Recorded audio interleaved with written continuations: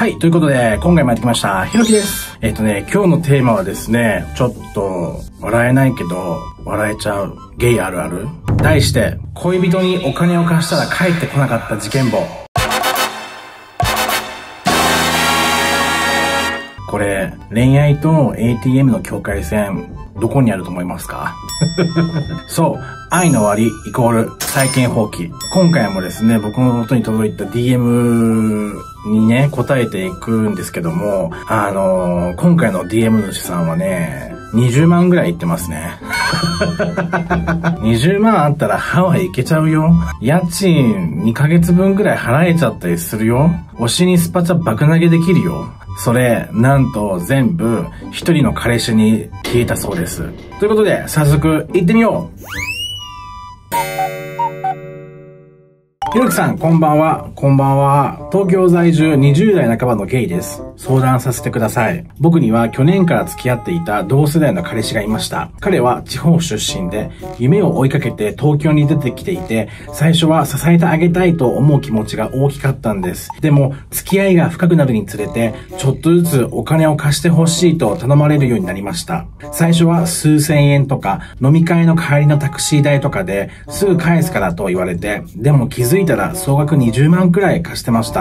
ところがある日、急に彼からの LINE が既読つかなくなって、気づいたらブロックされていて、インスタも X も全部つながりを切られてました。共通の知り合いに聞いても、みんな同じように連絡が取れなくなっているみたいで、まるで東京からフェードアウトしたみたいなんです。その後、友達に相談したら、貸したあんたも悪いよ。高い授業料だったと思って諦めな、とか、人を見る目は養えたんだからよかったじゃん、と言われました。頭ではわかるんです。でも、悔しさとか、あの時信じなきゃよかったっていう自己嫌悪とか、なんとも形容しがたいモヤモヤがずっと残っていて、正直お金を取り返したい気持ちもゼロじゃないです。でも、このまま時間をかけて忘れるしかないのかなっていう気持ちもあって、心の整理がつきません。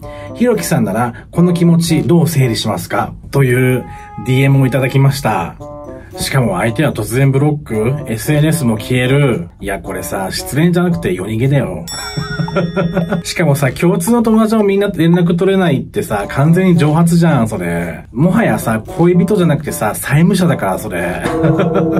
でもね、まあこうやって笑って話してるけど、結構心に来るんだよね、こういうの。だってさ、支えたいって思って貸したわけじゃん、この DM 主の方は。もうさ、気持ちごと踏みにじられたわけだよね。でね、こういうの結構あるあるなんですよ。最初は数千円、今日ちょっと財布忘れてとか、次は数万円、給料日まで立て替えてくれないとか、最後は数十万、今度まとめて返すから。はい。返ってきません。お金を借りて返さない人がよく、言う共通するセリフ、まとめてみました。まず1、今度必ず返すから。2、こんなこと言うの恥ずかしいけど。3、お前しか頼れる人がいない。はい。これ聞いた瞬間ね、返す気ゼロ宣言だと思った方がいいです。それでね、その後周りに相談するとさ、出てくるんです。言葉。貸したあんたも悪い。とか、高い授業料だったと思いなよ。とか。はいはい出ました、正論クラブ。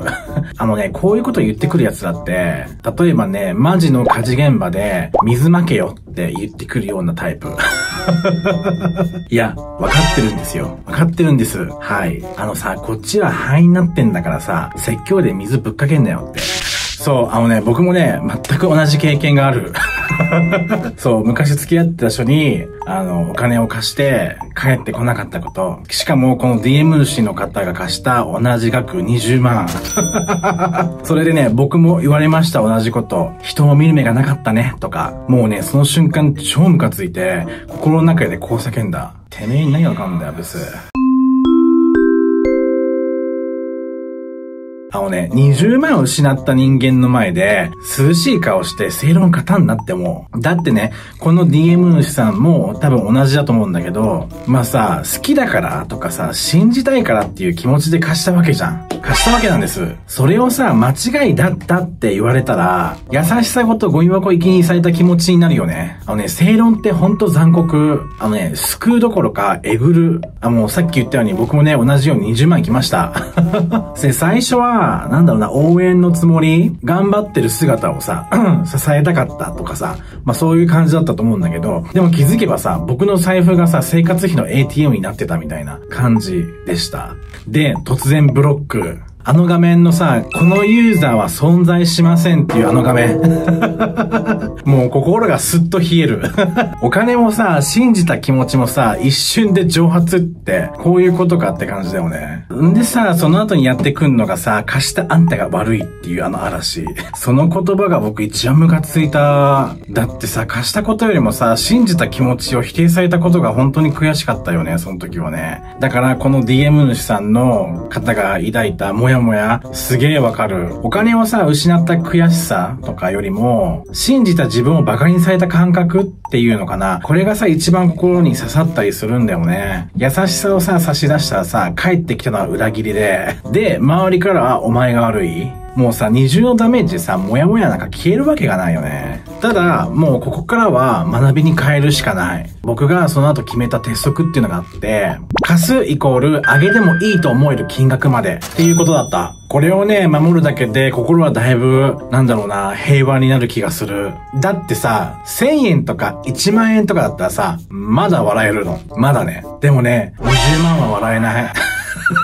笑えない授業料はね、払わなくていいと思います。そして恋愛とお金はもう絶対切り離す。もうこれ絶対。心はオープンだけど財布はクローズっていう感じ。これが僕の中で決めた鉄の掟です。そしてね、何度でもいいけど悪いのは返さなかった相手だから。貸したあなたは悪くない。優しさを踏みにじったのは相手の問題です。そう、だから DM をくれたこの DM 主さんの方、もうね、声を大にして言います。あなたの優しさは何一つ間違ってない。ただ、お金は戻らないかもしれない。でも、信じたいと思ったその心っていうのは、絶対に価値があるものだと思います。優しさを持てるあなたは、決して弱くなくて、むしろ強い方だと思う。この経験をね、失敗で終わらせなくていい。むしろ、次につながる教科書にしちゃえばいいと思います。そしてこれからは、心はオープンに、財布は鉄壁にっていうのを忘れないようにしていければいいんじゃないかなと思います。まあね、裏切られることもあるけど、優しさが誰かを救うこともあると思う。だから、なんか自分の優しさをぜひ手放さないであげてほしいなって思います。でね、まあ、帰ってこなかった20万の話しましたけど、まあここからはさ、ちょっとなんだろうな、お金を返さないやつの心理っていうのをなんかちょっと話せたらなって思うんですけど、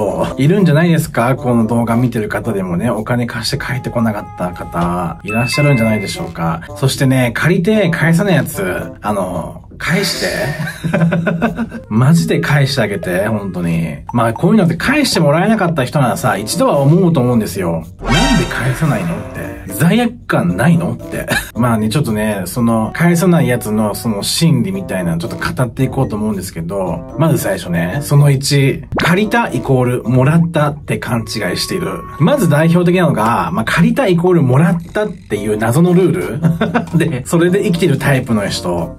結構いると思う、こういう人。さ、僕らはさ、借りるって言葉にさ、返す前提を感じるじゃん。でも返さない人っていうのは頭の中はね、借りたイコールプレゼント受け取ったみたいな。もうそういう思考なんだよね。だから悪気すらないの。怖いでしょ。そしてその2、記憶から都合よく消す。次はね、借りたこと自体をね、もう記憶から消しちゃう才能を持ってる人。こういうタイプの人ってね、返さなきゃじゃなくて、あれそんなことあったっけって平然と言えちゃったりするんだよ。罪悪感をね、感じないんじゃなくて、罪悪感ごとね、忘れちゃうの。ある意味才能、悪い方のね。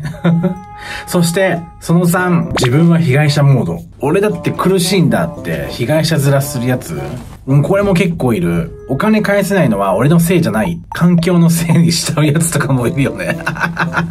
さ、借りてる側なのになぜかね、同情を引こうとするんだよね、こういうタイプって。でね、貸した側が、まあしょうがないかって譲るのを待ってんの、こういうタイプって。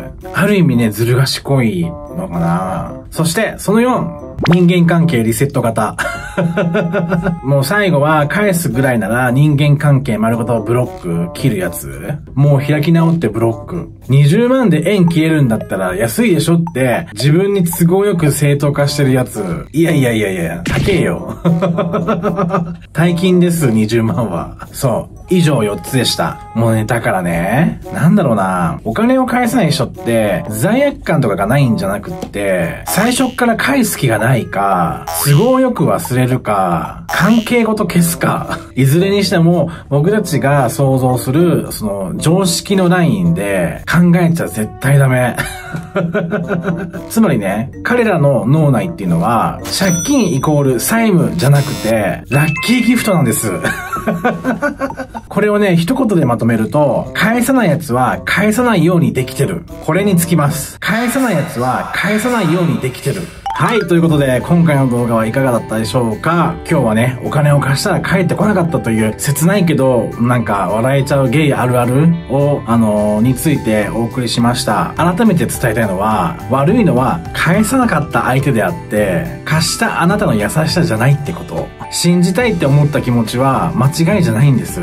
でも同時にこれからは、心はオープン。だけど、財布は鉄壁にしていってほしいなと思います。最後に一言。正論に傷ついても、あなたの優しさはですね、絶対に価値があると思います。だからですね、どうかその優しさを手放さないでいただけてほしいなと思います。それじゃあまた次の動画でお会いしましょう。バイチャー。